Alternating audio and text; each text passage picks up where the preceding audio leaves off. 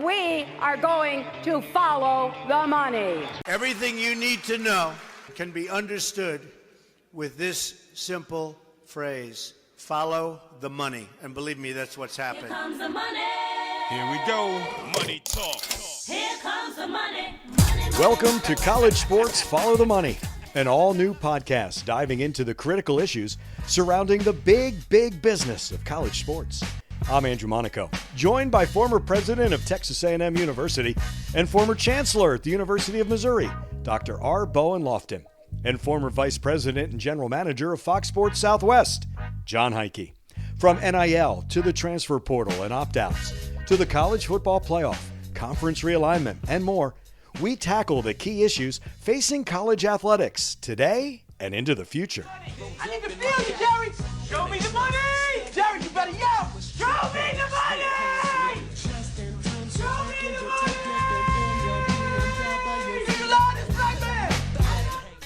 Episode 80, College Sports Follow the Money. How about that? Alongside Dr. Bowen Loftin, alongside Jon Heidtke, I'm Andrew Monaco. We thank you so much for joining us. And we're going to talk about the SCORE Act, a couple of coaches whose teams didn't score enough. Now they're trying to score other jobs. And how about this score? The largest indoor volleyball attendance, state of Nebraska in Omaha. Those topics and more in this episode of Follow the Money. We could have done this episode in South Bend, Indiana. That was quite a Saturday. That was quite a trip, was it not, guys? It was indeed, Andrew. Karen and I flew up to Chicago on Friday morning and joined the 12th Man Foundation group there, and then trained over to South Bend on Saturday. Watched a game which was extraordinary by many measures, especially the end of it. Saw them off with a lot of Aggies, and I want to ask about that. And then we came back on the same train, and I got to bed about 3:30 a.m. on Sunday to rise at about 6 to go to the airport and back. So it was a pretty compressed weekend. A lot of fun, food, and fellowship.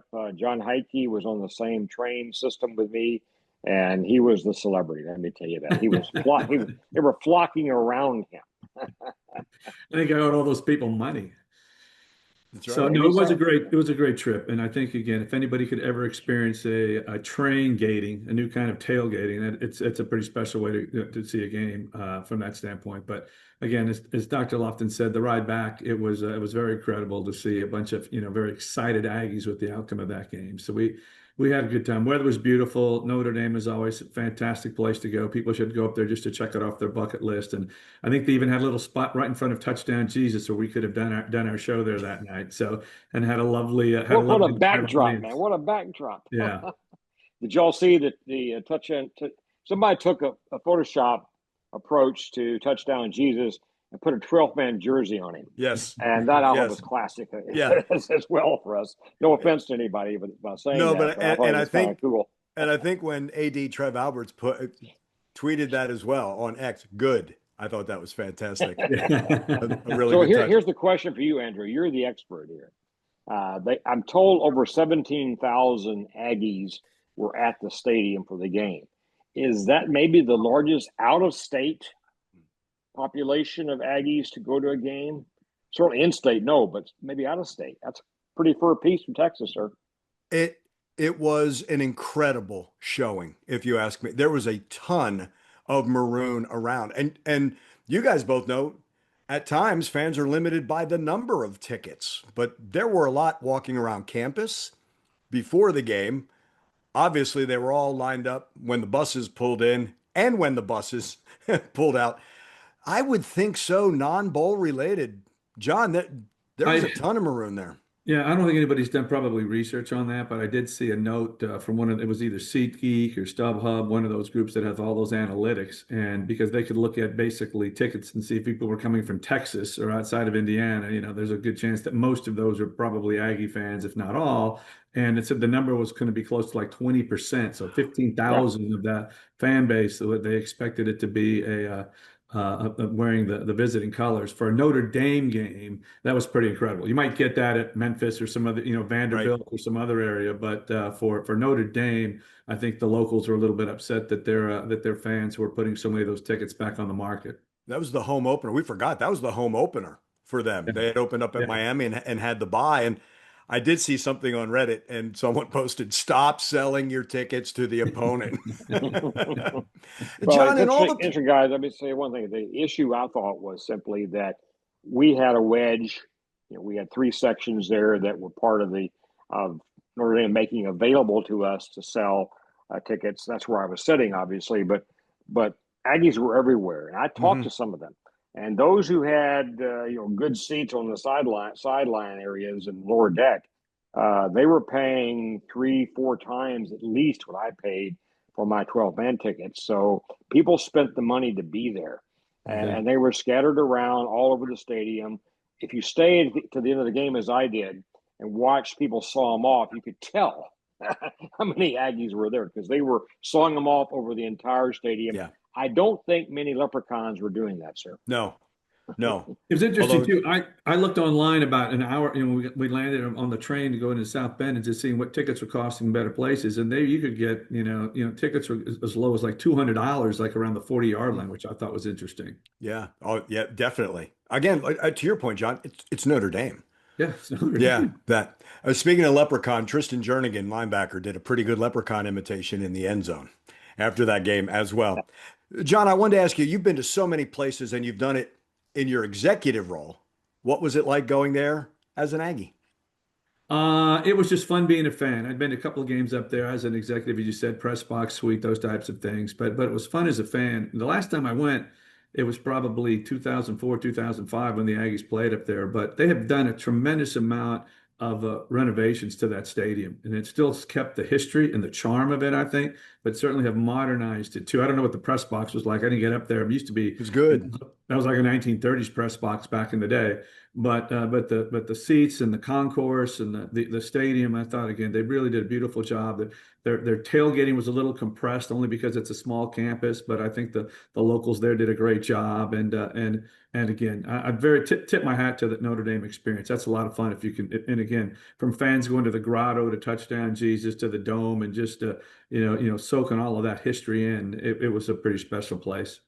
I read they put $400 million into the stadium 10 years ago. Okay. Fairly recently, but it was a pretty good chunk of change. I think Kyle Field's prettier for an investment, not much more than that, quite frankly. But $400 million. I mean, there was an article just before the season began which detailed a lot of the spending at Notre Dame on football, including the stadium renovations, indoor practice facility, things like that have. They put something like $800-900 million into football at Notre Dame, and for a school of 13,000, that's substantial. Now, they got, of course, a national base. We understand all that, but still, it's not a big campus. Their band was huge, I thought, for the size of population of kids they have, and they're certainly competitive in many sports, not just football. Yeah. So they are able to field a lot of good athletes, a lot of good musicians, marchers, things like that, in spite of their small size. And the other cool thing, I don't know if you saw it, Andrew, or you even saw it too, Doctor, the DJ, they had the priest come down and be the DJ priest, DJ Swoosh or something there for a couple of series. That was I thought that was spectacular. And I have a question for both of you. I couldn't tell from where I was sitting, but there weren't hedges, but what was there between the field and behind the benches? Was that looked like grass? It's grass. There's a grass platform there. There's something symbolic to it. I don't know the story, but there's a little grass section there. It's flat. Yeah. At the bottom of that lower deck. They're right on the field, but it's maybe 6 foot wide, 5 foot wide, something like that. But I asked several locals, and nobody could tell me what it was, or they didn't have a good idea. So that was kind of interesting too. That's a research for our producer. I learned about the 9 hashes in the end zone. They're at 42-degree angles, 9 in each end zone, and they all point to the Golden Dome. 9 plus 9 is 18. 1842 is when the school was started. I thought that was cool. And that's Johnny Soper, who is the host of Notre Dame football. He told me that. I told him I would give him audio credit for that. But again, John, you said it. It's a bucket list, not just stadium. I thought it was a bucket list experience. Yeah. Like I feel like my career's better because I got to experience that. Yeah. An Aggie win takes it from here to here. Yeah, absolutely. But it was just a fantastic experience. The Notre Dame fans, wonderful, welcoming. Now I didn't talk to them after the game, but before the game and walking around, it was, again, from the campus, and all those places you mentioned, John, had to see them on the campus before getting in and experiencing. It's like watching the Masters on TV. You don't really appreciate the undulation or the course you get there and walk it on campus. And even though you see touchdown Jesus in the Golden Dome, until you walk up and see it personally, it's a whole nother level. So it was again, for people who are college football fans, that is a bucket list trip. And I certainly think many Aggies checked it off of their list this past week. This one did. That's the truth. John, what become then the effects of something like that for a Texas A&M? I mean, I get it when Northern Illinois beat Notre Dame, but for Texas A&M, what was it, 6.2? I think it was the third most watched game. LSU, 6.2, Florida, 6.2, yeah. Peaked at a 9.4. I got to 6.2. So a very respectable number in that window there. Yeah. So and sometimes a different audience as well. NBC is not seeing Texas A&M. No, they don't. So I think that was something interesting too for that audience who again follows Peacock or Big 12 fans, who are tuning into that. I mean, they're not going to watch probably the SEC network. So I think it opened up the eyes to the A&M program to a different part of the national audience that may or may not pay as close attention to the SEC as people from down in this neck of the woods do. But I think you saw the immediate reaction was how high A&M jumped in the poll process there. All right, the CFP, making the CFP went from like 12% to like 60%. So, and then, fourth or fifth, sixth in the country. So I think, again, for that perspective, it did I think it opened up the eyes to people about, again, to win in an environment like that against Notre Dame, coming from behind in a shootout, third down, on a fourth down play. And, again, people don't realize the margin is this thin at this level. You see it in the NFL all the time. Maybe it's a little wider in the college game, but that game, it was an NFL thinness in terms of who wins and who loses that game out there. And people don't realize, on the play before that, if that pass is picked off, it's a whole different narrative out here. But again, it changes it. And that's what's incredible about sports right now. And if you're an Aggie fan, you're on the other side of that wave of emotion right now versus the fans in Austin right now, what they're going through. Even though they won, they're thinking their season's over right now. So it's crazy what goes on in that world. But I think, again, for a team that's trying to build a momentum, for a coach that's trying to create an identity, I think that is the perfect elixir for the program right now. Now you got an off week to kind of build on it. And let's see again. Auburn's no walk in the cake. I already saw the line was we were only favored by 1.5 points. And I'm going, holy cow. Normally Kyle Field was worth 5 points. So that means that on the neutral field, they would have Auburn ahead of us. So it's just crazy what college football is going to be. No one's going to go through it unscathed. But again, that's why I think, again, you'll see the numbers are talking about. Football viewing overall is up 20% this year. And we'll talk for a few more reasons why that. But again, we've talked about it. Ultimate reality television. What a game. Even if you weren't a fan of A&M, you've heard of Notre Dame. And so you're watching that game because, again, of the Irish mystique. But what way for A&M to kind of, punch a hole in that Irish mystique and come out with an incredible victory. Did I see Georgia, Tennessee got a 14? What were they?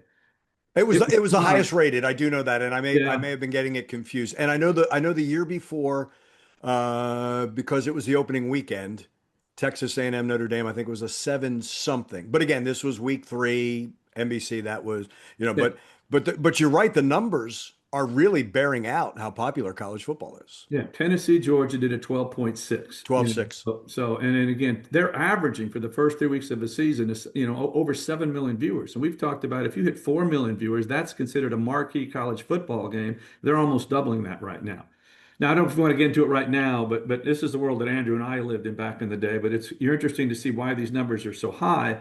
And Nielsen has been under criticism for ever since I've been in the industry for underreporting viewers, especially in the sports world, because their sample size is so small. Now you're going to hear about a big thing called big panel, a panel and big data that they're able to get ratings from set-top boxes that, again, from other cable companies that may not have a Nielsen home in it, and smart TVs.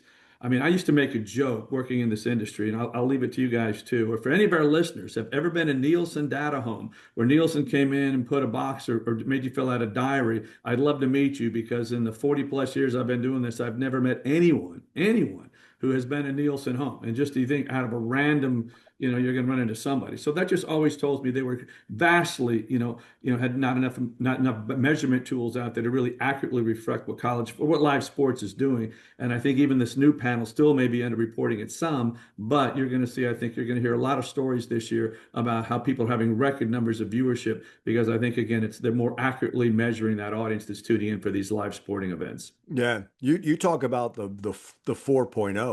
I think Georgia Tech and Clemson, the fourth greatest, was above that as well, and that's your top 4 games just on week 3 of Saturday. And again, as we keep going, and again, John, what we talked about last episode, it's why you go to 9 games now in the SEC, right? Because you're going to get you're getting an extra game, but that doesn't mean it's an extra week, because we already know Kentucky and Ole Miss kicked off the conference schedule, right? Vanderbilt and South Carolina. So it could be, you could stagger some weeks, but that's extra weeks that in the SEC, ESPN gets those types of ratings for those types of games. Yes. I mean, again, you're going to have a game like that that's going to be a Georgia Alabama game every other week. What's interesting in that, just because of that extra game, what's going to add? It's going to have a marquee matchup like that. Yeah, I think it's wonderful for college football fans. I couldn't agree more. Coaches may not like it as much, but the fans are going to enjoy it. But and then if we keep moving forward, then when there's that non-conference Power 4 matchup, then you're getting Ohio State and Texas, and then you're getting maybe some teams that didn't meet. So now your entire schedule is pretty solid, and we'll keep getting those ratings. Yeah, it's fascinating, and they're going to have to pony up, right? They're going to have to pay for it. Yeah, absolutely. Dr. Loftin, you were telling us that SCORE Act, President Trump had an executive order. It's made its way through D.C., but it may not get passed. Is it in some trouble? Well, good you ask, but here's what's happened. The act was touted as really maybe the answer to many years of effort and prayers about getting some federal sort of legislation in place that governs the whole NIL revenue sharing world. That's where this is.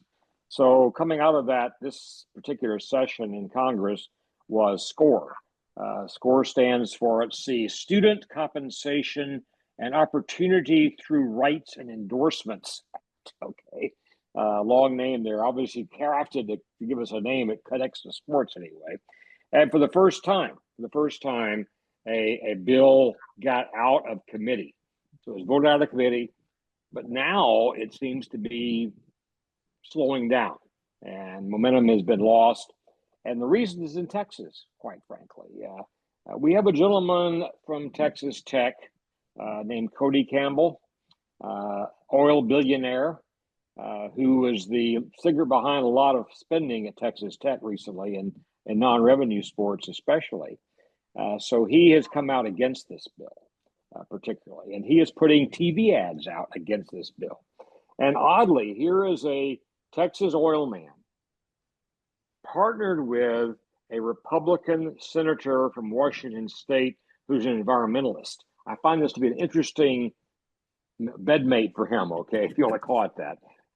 And she and he are on the same page now to shoot this bill down, or at least modify it significantly. She has written, actually, a letter to every college president and chancellor, every board member in D1, to urge them to reject SCORE as it currently stands, because she thinks it mitigates against the smaller schools. It favors the two big conferences in the Power 4 too much, and she's very much against that. And she's also thinking it's against a lot of the non-revenue sports in terms of perhaps making it less likely for them to be able to be sustained by some schools going forward. I can't prove that. There's some potential there, certainly, in this regard. But right now, that's slowed down the bill. There are some very strong voices saying, including Campbell, saying, let's go back to this 1961 act It's called the Sports Broadcasting Act of 1961. And let's go and amend it and change it to give a fairer situation for sports going forward in terms of revenue sharing and NIL deals. The problem with that is it would have to go back into committee again and do all kinds of machinations, and who knows what's going to happen. And this is all just about the House. The Senate itself, where she sits, is probably less interested in this bill than people in the House are right now. Oddly, the bill has largely Republican support in co-sponsorships, but there are 6 Democrats who signed on to co-sponsor the bill, which gives you a sense that there is interest beyond party lines here in terms of supporting a bill like this. We all agree something is necessary right now. The issue is what's it going to be, and Campbell's money and his willingness to spend it on this particular issue are making a difference right now, I think. And that's interesting. A Texas oil man is having this kind of impact on a national bill in partnership with people that normally he wouldn't even talk to. I heard Charlie Baker was talking with CNBC, and in his reference to this, because NIL is, what is it? There's an NIL law in 40 states, right? There's nothing that is the same through all of those. And he brought up what I felt was interesting, that it affects the conferences, because the Southeast Conference, the states. It's the states, and they're not all. And I think he was coming from the position of everybody playing by the same rules. And I thought that was interesting, because what we're seeing is the shift of now conferences having a little more power. Now, that is the Big Four conferences. They're going to have more say moving forward. I wonder if those states, do they lean on this a little? I don't know, but it's, Charlie Baker's been a little more in the forefront with this, and I know this is something that, you know, the president of the NCAA would like to see done. It's not the only thing in there, you know. It's a little bit more than the NIL, but I know this is important. And he's still one of those, hey, we still have to see how the Wild West is going to play out. He thinks we'll have more answers by the end of the 25-26 academic year, but it's interesting. He would like it. For me, it's one of the few times he's been out front. He's worked behind the scenes an awful lot, but out front trying to make sure that, is codify the right word? Try to get to all these things? In a sense, I mean, there are several things involved here. Part of it is just making sure the playing field is level, right? Initially, there were so many differences, so big differences, so many big differences that there was a lot of competitive advantage and disadvantage across the states. And for a conference, you can see how bad it is. Almost no conference is single state. I mean, the old Southwest Conference was almost that way, but that's long gone. So we have that. The other thing is, this is going to be a law, if it's passed, which will basically reduce the antitrust regulations that affect not only the NCAA, but also the conferences as well. That's the big protection there, is to give those conferences in fairly narrow areas exemption from antitrust laws. So all these lawsuits, because almost all the lawsuits lately have been based on one thing: antitrust. And they want that to go away based on the House settlement, kind of putting many of these things to rest, basically. So codifying, that's important. There are other tweaks in that whole mash of stuff there that we're talking about.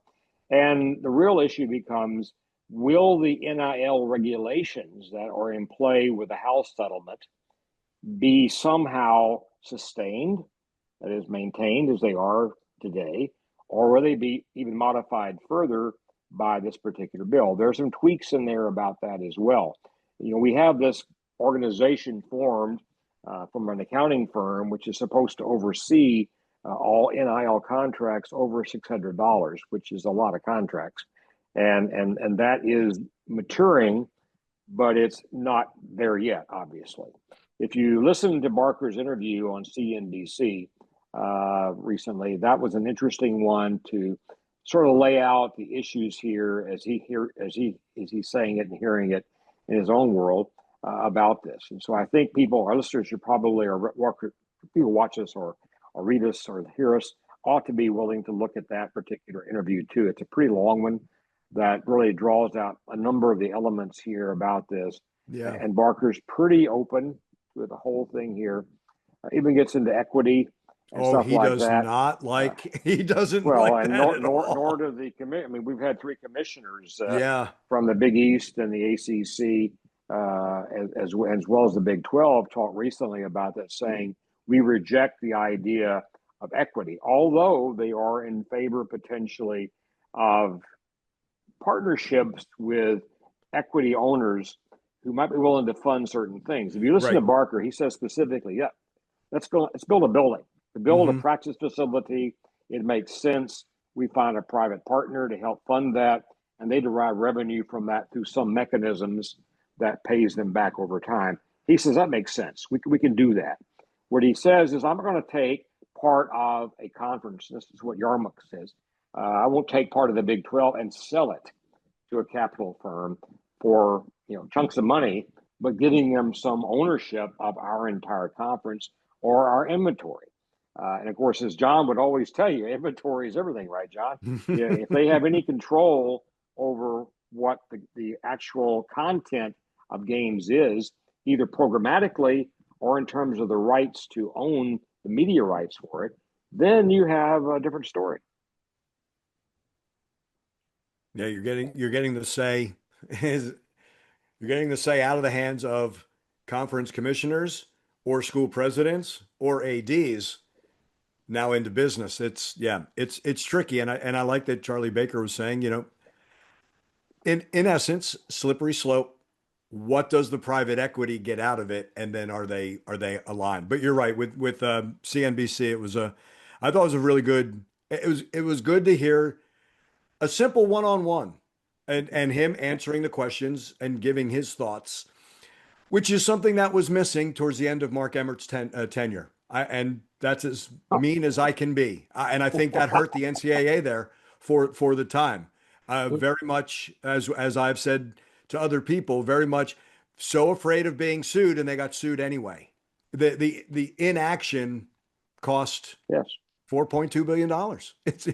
And many more things, Andrew. The problem is that the NCAA, under two different leaders, basically thought we can always fight this, and they lost almost every single time they fought it. And that's the shame. And we could have done so much better with willingness to negotiate and compromise 20 years ago, 10 years ago, 5 years ago, than waiting all these years and having every single major decision go against NCAA. What value was there in doing that? Right. After you lose a couple, you get the idea, man. This is not the place you're going to win. Let's figure this out. Let's talk to people, be reasonable, let them be reasonable, and come up with settlements. We'd be in a very different place today with that sort of attitude than we are with having two leaders in a row that basically thumb their nose at the world of fans and athletes, saying we don't care. We're better than you. We're going to be the ones defining this, and of course they're not. And here we are today. The real question going forward is going to be how will the commissioners, I think, work together. We have a lot of diversity right now of opinion among commissioners, unfortunately. As I said, the Big East, the ACC, and the Big 12 people talked together and said some of the same kind of things about several topics here. You don't hear the same thing, though, from the Big 10 and the SEC. And so that is a challenge for us right there. The group of six is still out there. The Big East clearly is part of that. But in general, the group of six has not been saying the same thing either. So we have a fair diversity of opinion here across the board. And there's nobody standing up saying, I'm going to be able to make this thing go in a way which everybody can live with. That's the shame right now. We don't have any leadership that's really got the stature and the right attitude to say, let's do this better, folks. Okay, here's the segue. You said the NCAA lost a couple. Well, Deshaun Foster went 0-3 and Brent Pry went 0-3. And after 3 weeks, UCLA and Virginia Tech, they got rid of their head coaches as early as we've seen. Yeah. But this is more for these programs. This is way more. There's a lot of consideration now that comes into making a change of your head coach. Players have a 30-day portal. They still have redshirt opportunities because they've only played 3 games. They can transfer, but they can't transfer in season. But who knows in the future? For all of that, already defensive coordinator at UCLA was let go. You can start, I guess you can start looking for new head coaches, but this is as early an upheaval as we have seen in college football. It's gotten earlier and earlier over the last several years, but having it happen at the end of the 3rd game is not happened before, to my knowledge, at this level. And so we have 2 guys within 20 minutes of each other were fired. It was 20 minutes gap between those 2 firings. That's pretty extraordinary. I'm not looking, well below that. Maybe other people out there who've gotten the axe as well. But that portends what, Andrew, John? Does that pretend that there'll be other coaches who are on the edge right now? I mean, I can think of a guy over in Gainesville who may be a little bit nervous right now. Will they take a move during the middle of the season? I don't know. I was in Gainesville at a game that Missouri played Florida. I was chancellor at Missouri. I walked up to the president's suite where the president of Florida and many of his board members were talking, and they came over to see me and talk to me. And during that conversation, they decided to fire their coach. Wow. And that's early in the season, but I mean, I was witness as another school leader to the decision between a board and a president to fire a sitting head coach. Now, think about that. This is getting pretty nerve-wracking, I think, for some people. And John, I wanted your opinion about that. How does this really play out for people who are affected by it? You've got players, you've got people who are fans, you've got donors trying to make sense of this change of leadership after 3 games. Does this really affect things like viewership and the models we use for revenue and things like that within your world of media? Is that part of the equation here? For the most part, schools do what schools do. As long as they show up and play the games they're supposed to play, everybody's pretty happy, from that. I mean, because these schools that are making these moves are not going to be schools that move the needle per se. If this was Alabama or Florida, I think that would get a lot more, there would be a lot more scrutiny on that particular issue there. I think you hit the nail on the head, Dr. Loftin. I mean, these decisions aren't being made by the presidents. I doubt the AD or the president of either one of those schools really wanted to fire their coach after 3 weeks, okay?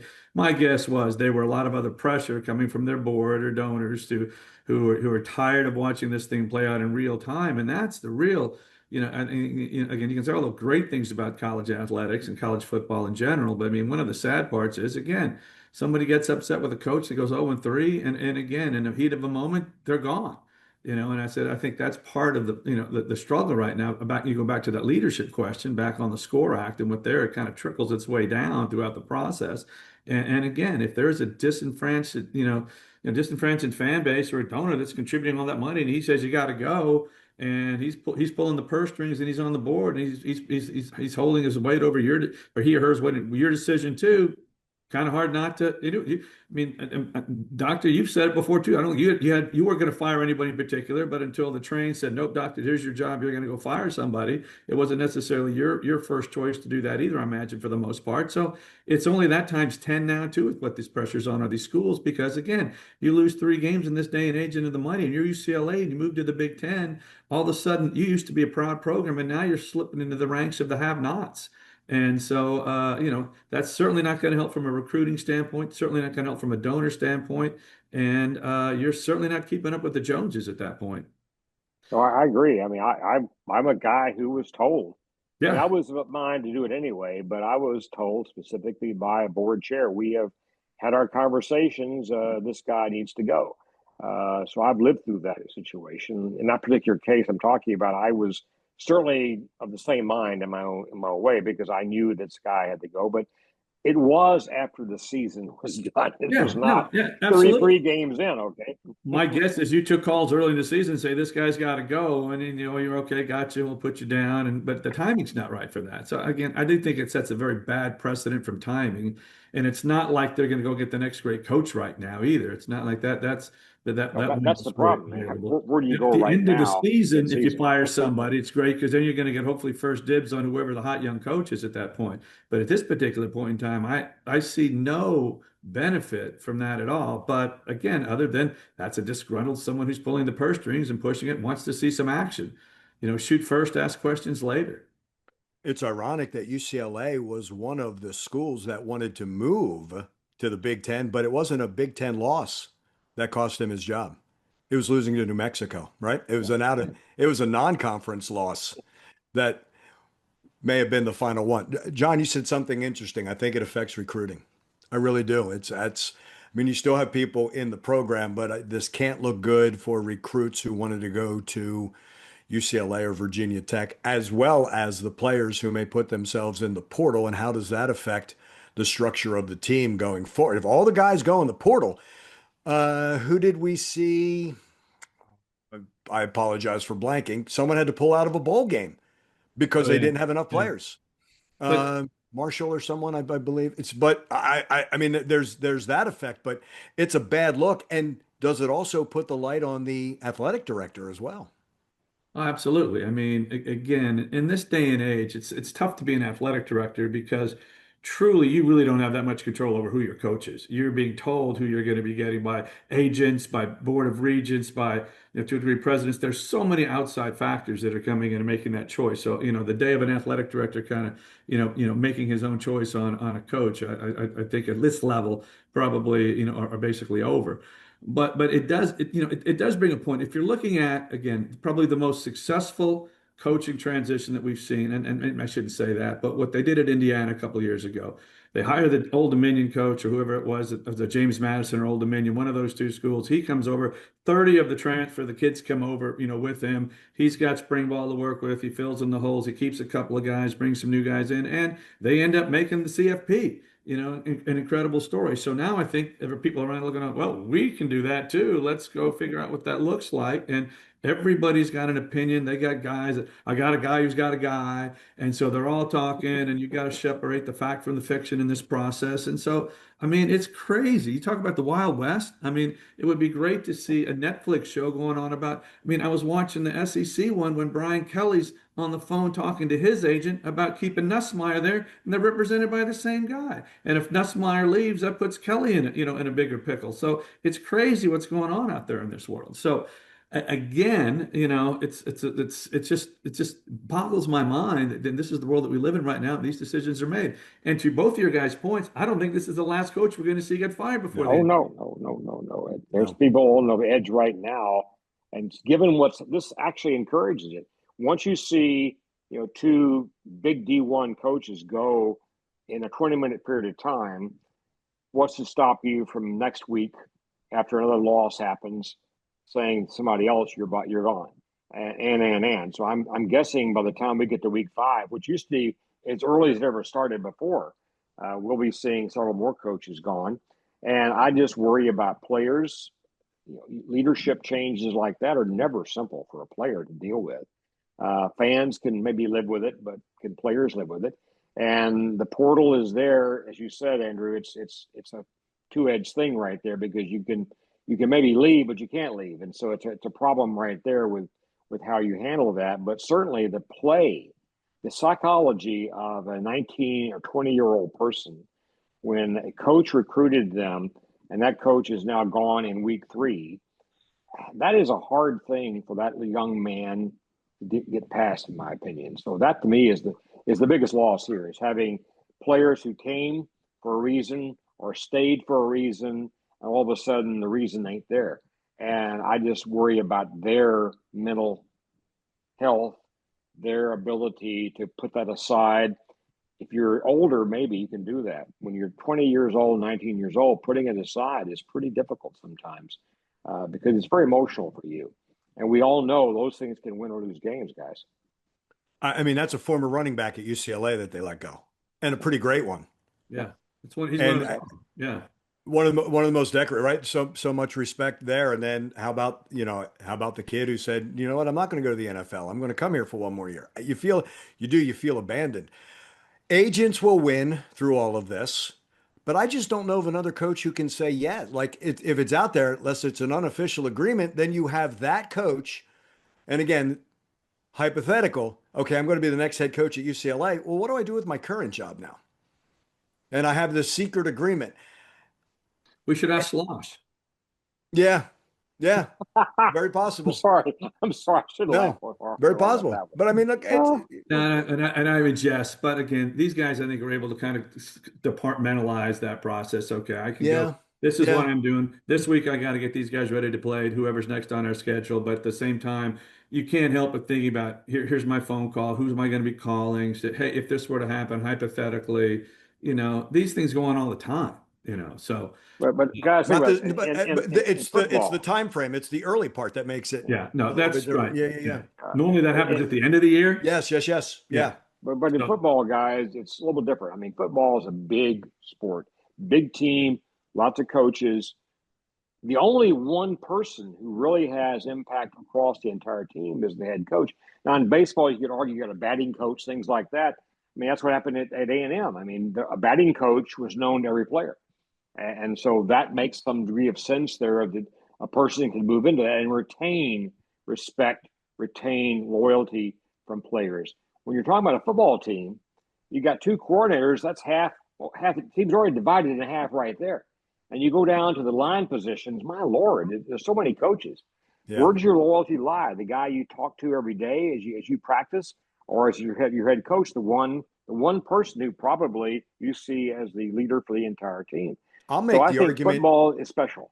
I'll make the argument that head coach for football leads your entire university. Yeah. He assumes that in that role. Yeah. That's a great point. And is there the one person out there that now you're fighting over, right? That one hot coach. Do they really want to go into this situation now? Yes. Or either of those situations? I mean, I don't think either one of these situations here you're going to get that guy, but there may be somebody who's a guy at South Florida now, and this name escapes me, but his luster's a little bit off after the U took him down pretty easily. Big time. But his name is going to pop out there. I think in the day and age, man, this is hard to do because of all the reasons that you said. You don't have continuity in a program like you used to do. I mean, I remember reading an article on Urban Meyer a few years back, and he's a polarizing guy. But one of the things he made a lot of sense was the number one guy that he turned the keys to his program over to was his strength coach, because his strength coach was the guy that dealt with everybody on the team. And he said that was his guy, that he had to make sure he had the right strength coach because he was going to set the tempo because he dealt with everybody. All right. And so when things were getting tough, he said that strength coach, because your O-line coach only knows the O-line guys. And, they know the people, but they don't know them like that. So, but the strength coach has been with everybody guys at the 6 a.m. workouts to the, and so that was the guy that he leaned on to make sure that when there was team discourse to get him, he could tell you who the team leaders were. They would help create their process there because, again, in a situation like this, your coach leaves. Who is that senior leadership or your team leaders that are going to pull that team and go, hey guys, don't let those outside noises distract us. It's going to be us versus them the rest of the year. Let's go show them who we are. Let's play for ourselves. Let's play for our brothers. Play for the guy next to you. And you build that, and you're going to go out and maybe surprise somebody at the end of the day. But you got to have those kind of guys on your team versus the guys who are all checking their agents to see who am I going to go play with for next year. It's also a very expensive decision. Yeah. Not just the head coach and the buyout. All the assistant coaches are going to be done, and then your new staff's going to come in with those new coaches. It's more every contract is different, guys, but Andrew's right. You have not just one person you're firing.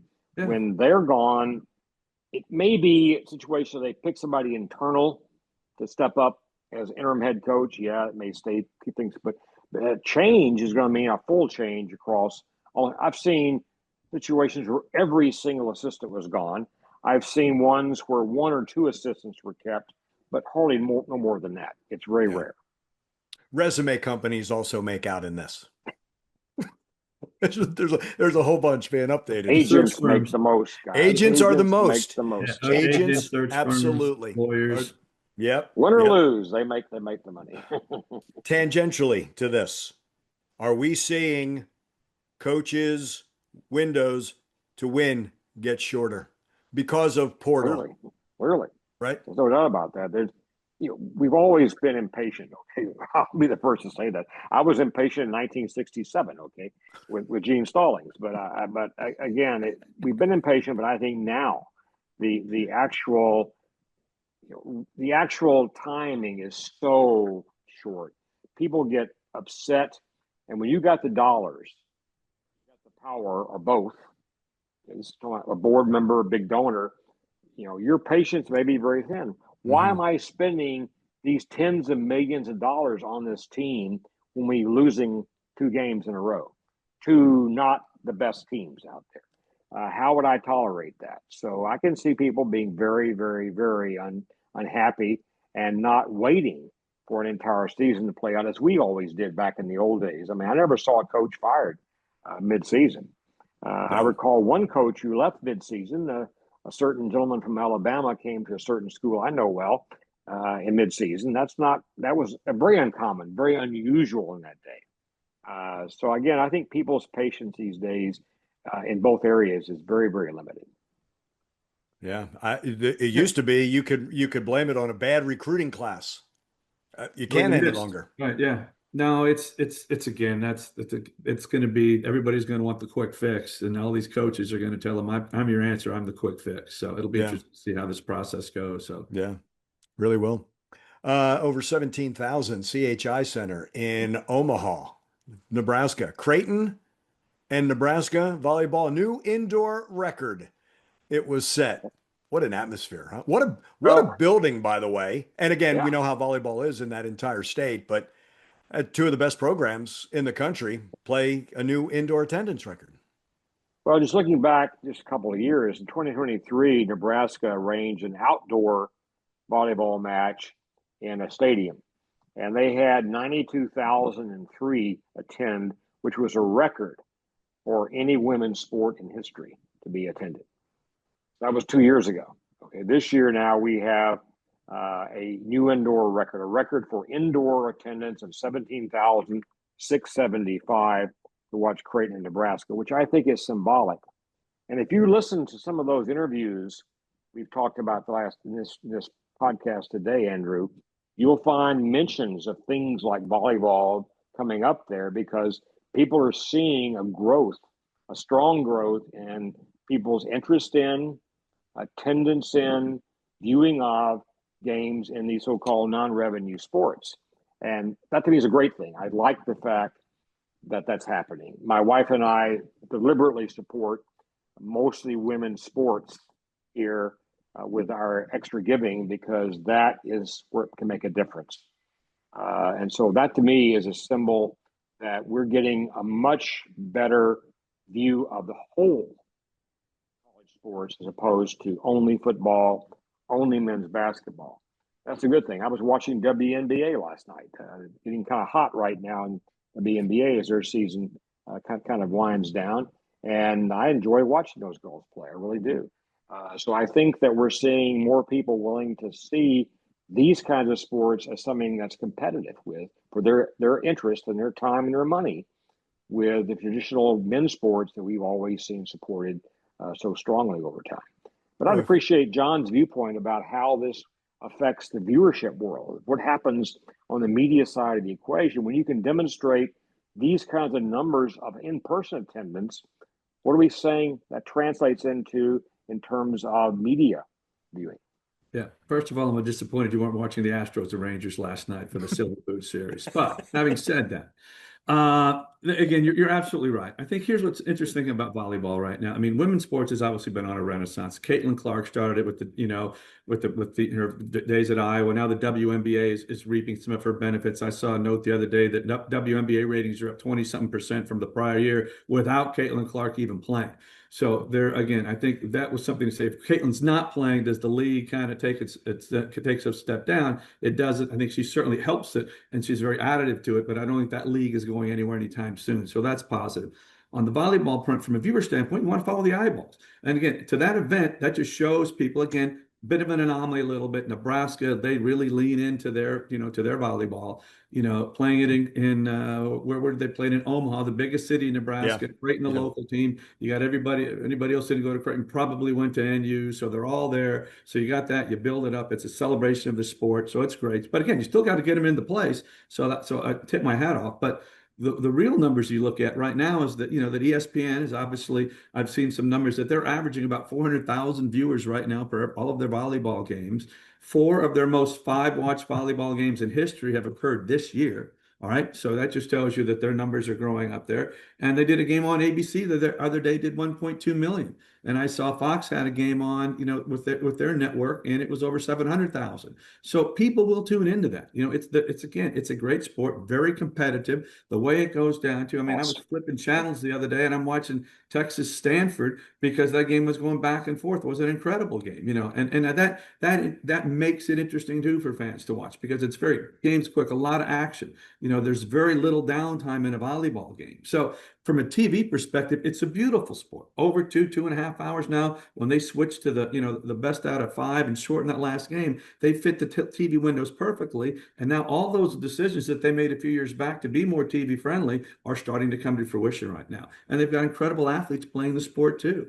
Right. So, and again, it's one of those sports you can get very up and close on your television coverage with it too, and see how great these athletes are.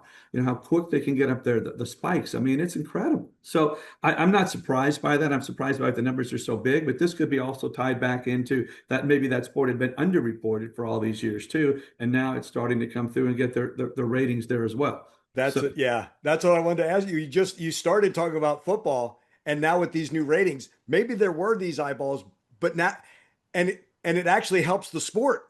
But there is this interest. It may help niche sports even more because again, it's hard to go from 16 million to 18 million, but going from 300,000 to 700,000, all of a sudden those eyeballs start in there. That shows you a tremendous increase. Yeah.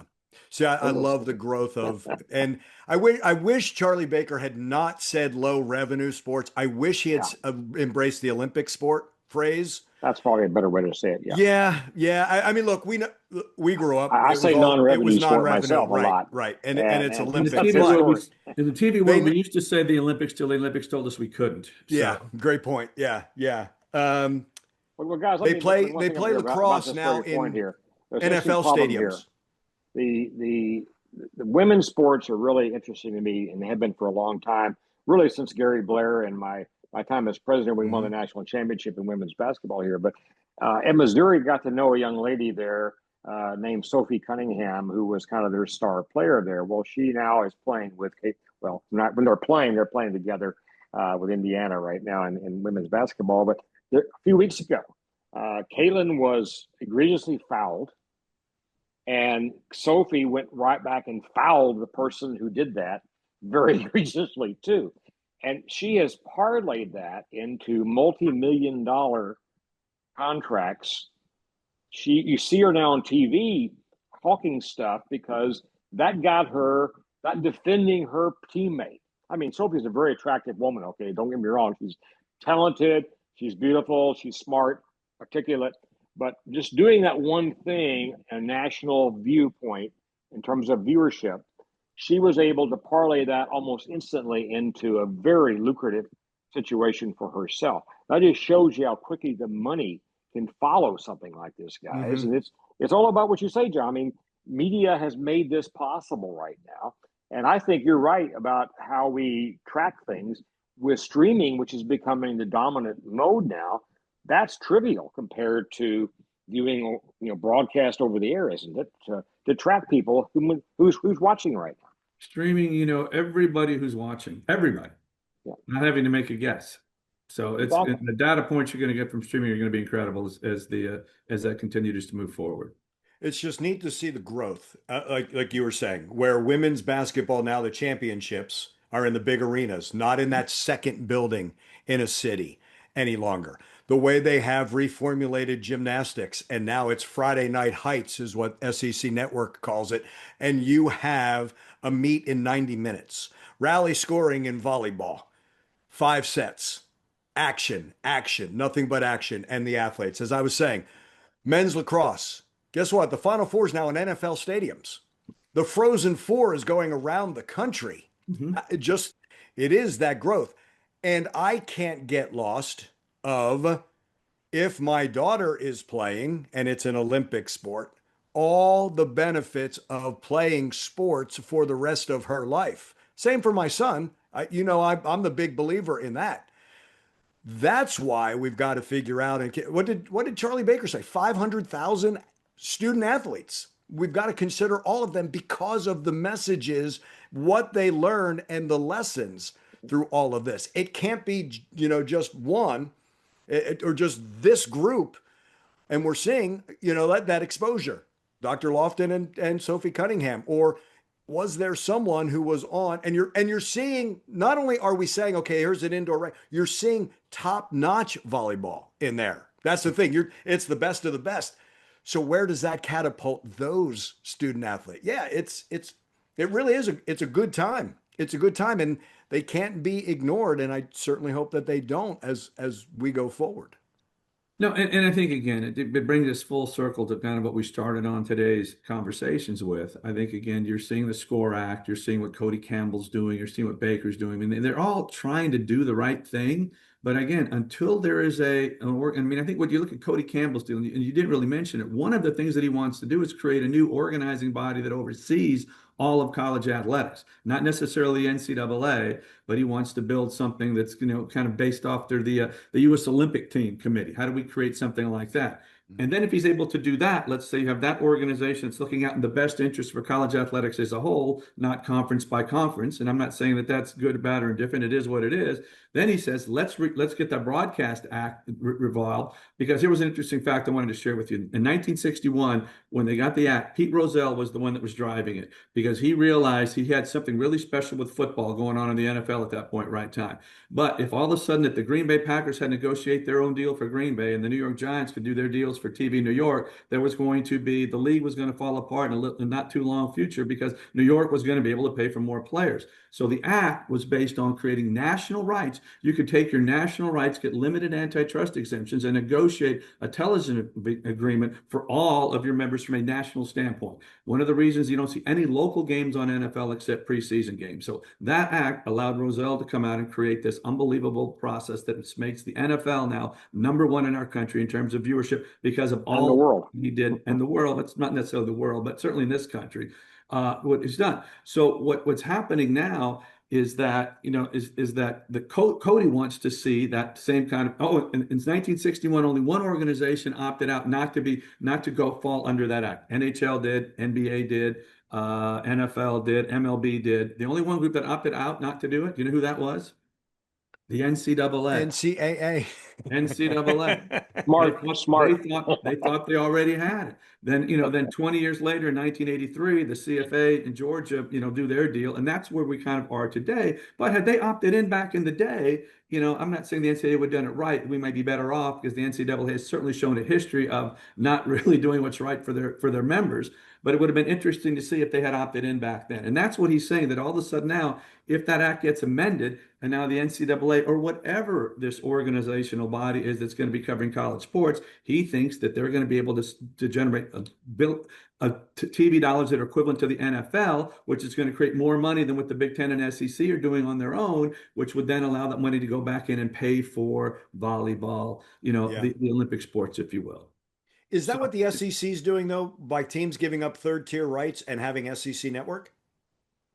Well, that was a different kind of conversation there. They did that because so that they would get revenue money from as part of their revenue share with the SEC Network.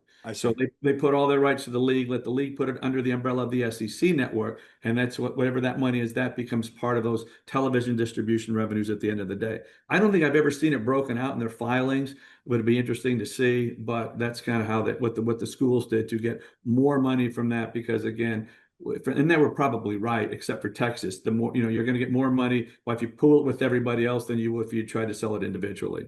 Yeah, it's fascinating, because if you think, and again, I always think about 2030 or 2031 when there's the breakaway.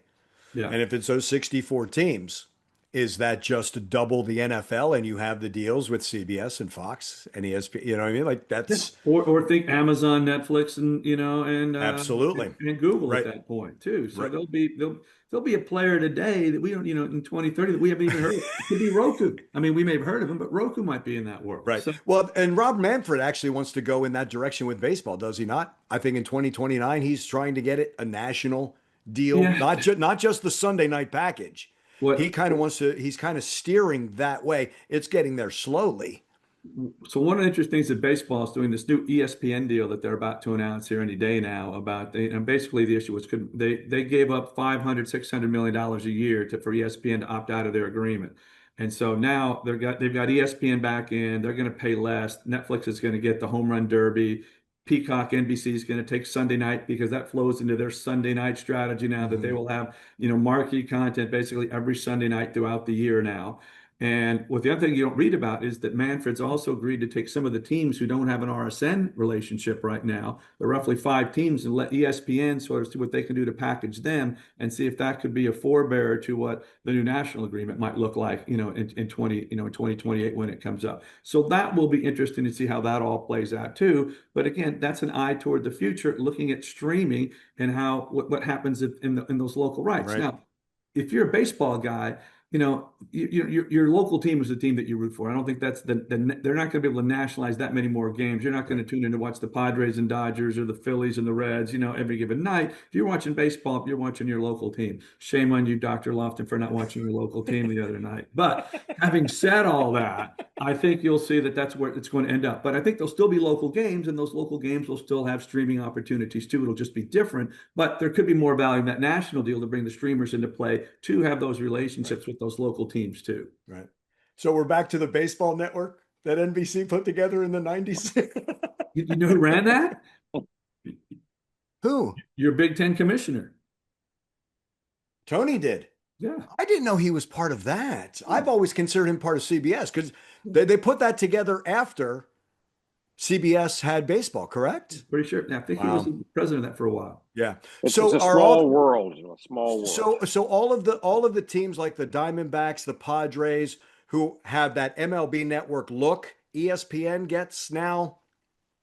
Is that what they've? So I think so. The play for there is that ESPN's trying to help them with their streaming rights, so they're going to be put into the ESPN package because, as you know now, ESPN's looking to try to put as much content in that new package that they're selling directly to consumer with. So they think having local baseball rights are going to help them. And if they can replicate the RSN model in those markets, again, that's certainly solid theory, is that they will be, if they could do that across the country, that's going to allow more people to want to sign up for the EL app. For the new ESPN. Now I read somewhere they were about 1 million. They've been a week into it or 2 days, and I saw they were about 1 million customers. So it's interesting to see what that looks like. They and Fox One, I think, got off to really, really good starts with the signups. Yeah.